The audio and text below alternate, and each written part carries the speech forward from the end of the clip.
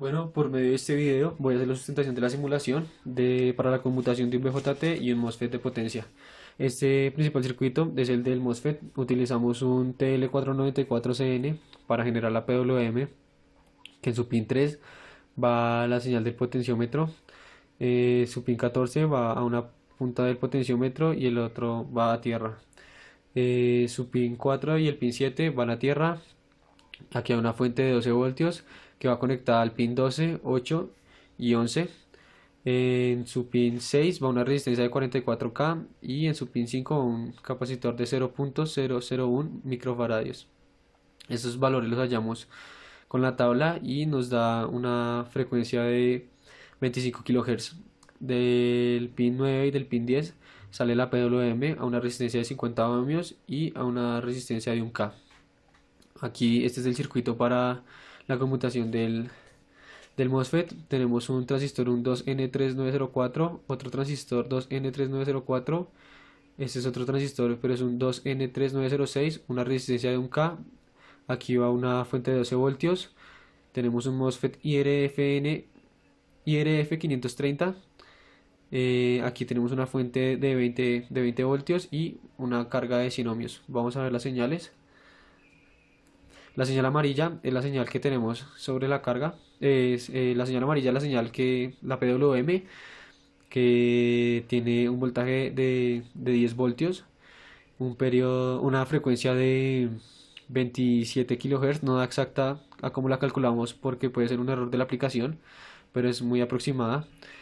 Eh, la señal azul es la señal que tenemos que llega al gate del MOSFET, y la señal rosada es la señal sobre la carga. Vamos a ver el siguiente circuito. El siguiente circuito es el del BJT. Generamos el mismo circuito para hallar la PWM. Aquí tenemos un driver, un TC4425, que este lo que hace es aumentar el amperaje, porque aquí nos daba casi 0.22 amperios y aquí ya nos llega 1 algo amperios. Este es el circuito y vamos a ver la señal. Aquí vemos la señal amarilla es la PWM, la señal azul es la señal que sale después del driver, la señal roja es la señal que llega a la base del transistor y la señal verde es la señal que vemos sobre la carga. El primer circuito que tenemos es el de conmutación para el MOSFET. La primera parte del circuito será nuestra generadora de la señal PWM. Está hecha a partir de un integrado TL494, el cual está alimentado con 12 voltios. La regulación de esta PWM será por medio de un potenciómetro de 1K, y para este caso usaremos nuestra PWM con un ciclo de trabajo del 50%. Ahora, ya que no es conveniente aplicar una señal de un microcontrolador directamente al MOSFET, usaremos un driver, en este caso un transistor NPN. Además, para reducir el tiempo de subida y de bajada, al conmutar los niveles de tensión, añadiremos otro par de BJTs, otro NPN y un PNP. Ahora, teniendo una señal en alto en la salida del primer transistor, al llegar a la base de este segundo NPN, este conducirá a la saturación y por tal motivo también el MOSFET. Entre tanto, este PNP hará que quede en corte y no conduciendo. Ahora, en el caso contrario de tener un nivel bajo en la salida de este transistor, llegará a la base de este segundo NPN y este no conducirá. Pero sin embargo, este PNP se comportará como un interruptor cerrado. Esto va a conducir la saturación y va a hacer que el MOSFET se bloquee y pues corte su paso de corriente. Este segundo circuito es el de conmutación para el BJT. Igual que el anterior, la primera parte de este circuito está empleada por el TLC 494, que también en algunas ocasiones lo llaman el controlador PWM, el cual genera nuestra señal PWM y lo vamos a usar a un ciclo de trabajo del 50%. En este circuito utilizaremos un transistor de potencia. Este pues actúa como un transistor normal, pero la característica que resalta es que soporta pues altas tensiones y mayores intensidades.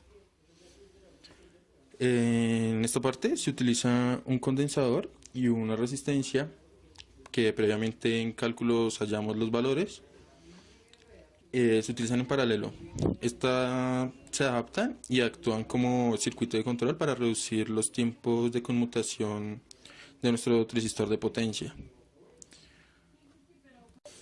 En este circuito, cuando la señal de entrada pasa a nivel alto, esta resistencia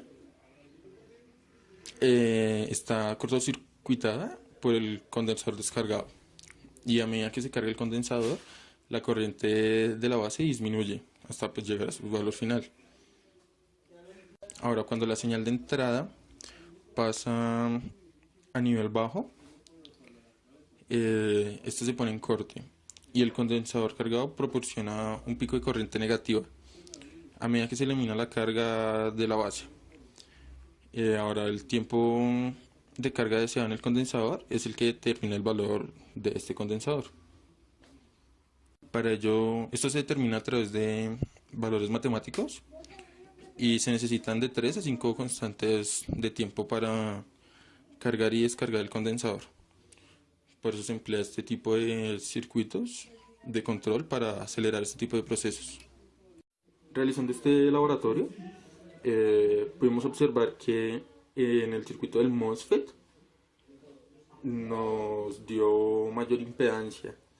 Esto significa que no generaba carga para el circuito que lo excita. Esto nos ayuda a evitar sobrecargas en ambos sistemas.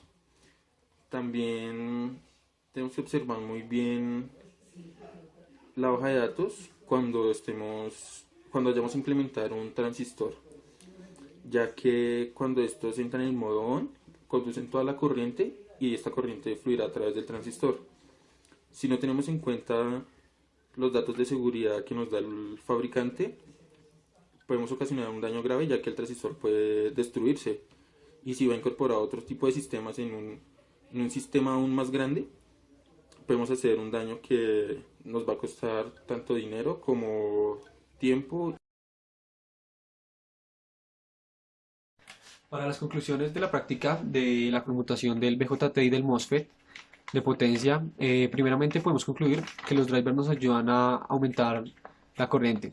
Veíamos que en la señal PWM teníamos una corriente de 0.22 amperios más o menos, y cuando conectábamos el MOSFET nos daba una corriente de 1.22 amperios más o menos, variaba, que era lo que necesitábamos, lo que esperábamos, y esto se debe a que estos drivers eh, son adecuados para manejar cualquier tipo de carga, ya que, ya que tienen baja impedancia y nos dan señales de pico alto.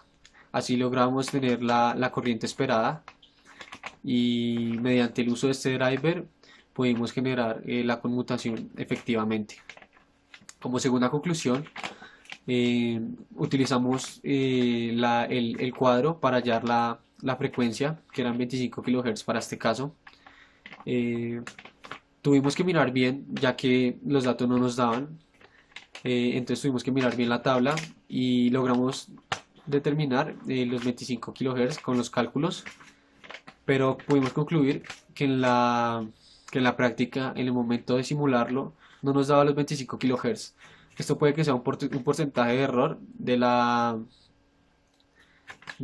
aplicación, porque utilizamos una resistencia de 44K y un capacitor de 0.001 microfaradios que calculados daban 25 kHz, pero en el momento de medir los periodos y hallar la frecuencia no nos daba exactamente, nos daba casi 27 kHz y a veces variaba.